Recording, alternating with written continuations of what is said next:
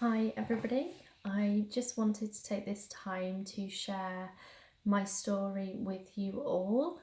My name is Kirsty Walsh, my husband's Shane Walsh. I first met Shane back in 2010. Shortly after us meeting each other, we got engaged 3 months later to be married. We eventually got married in 2016. We have two children together. We have our son Corey, who is 4, and our daughter Adeline, who is 2. Shane never got to see Adeline's first birthday. He never got to see Corey go to school on his first day. He hasn't done all of these first moments that we'd planned on doing together as a family. And that is because last year in September Shane passed away. He had gone out in night out in our local area and never returned home again. It was a Saturday night. He'd been to a family party, and decided to go into Shrewsbury town. He attended a few other venues, and unfortunately, for whatever reason, Shane ended up by the River Severn, and fell into the water and never came back out again. He was missing for 3 days. They were the worst days of my life. The wondering, the not knowing what happened, the searching was horrific.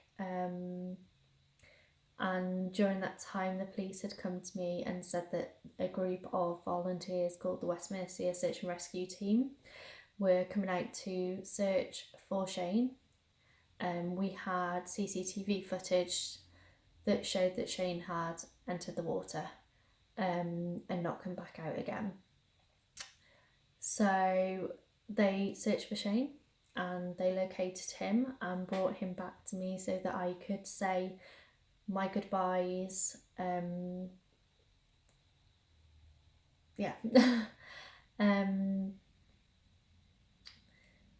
The impact it had is, horrific.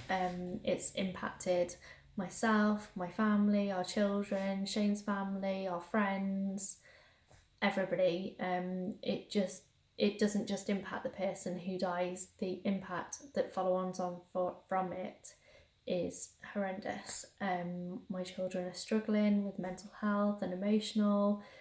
They're too young to get the help and provided from mental health organisations. Obviously I have my own issues and different things from Shane's death, so I really just want to spread awareness about the dangers of the water and how life ruining it can be, not just for the person who doesn't make it out, but for everybody else involved in that person's life. And this is something that we will all carry with us for the rest of our lives. What had happened is he had been intoxicated and he'd actually tripped over a low wall, and that catapulted him forwards rather than knocking him backwards, which ended up that he ended up into the water. I'm glad to say since then I've worked with the police, the fire, the council, the West Mercia Search and Rescue to get that area changed. We've now planted all hedging so that it will grow, so if it happens again in the future it will knock the person back rather than forwards in Shane's case. We've also had a throw line board stand in memory of Shane in that area as well, and also had some fencing and gates put up in the appropriate areas that were needed. Obviously there's still more work to be done. This isn't just a problem in Shrewsbury. This is a problem up and down the country, and there's lots of different organisations working to try and raise awareness about drowning and drowning prevention and water safety. And I think that is key. I think we all do our own things, and it's about getting together, and that message is so much louder with everybody else's voices rather than just one voice.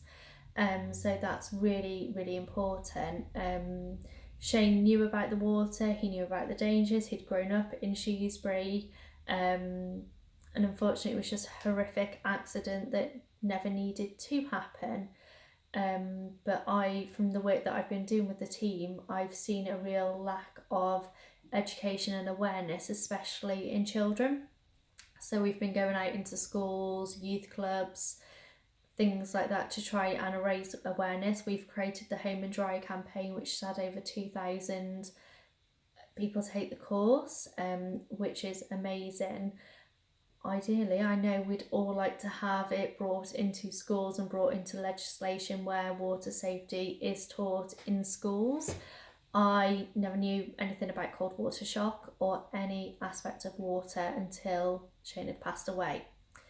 Obviously, it's too late then. We need the intervention and we need the awareness and the prevention before anything horrific happens.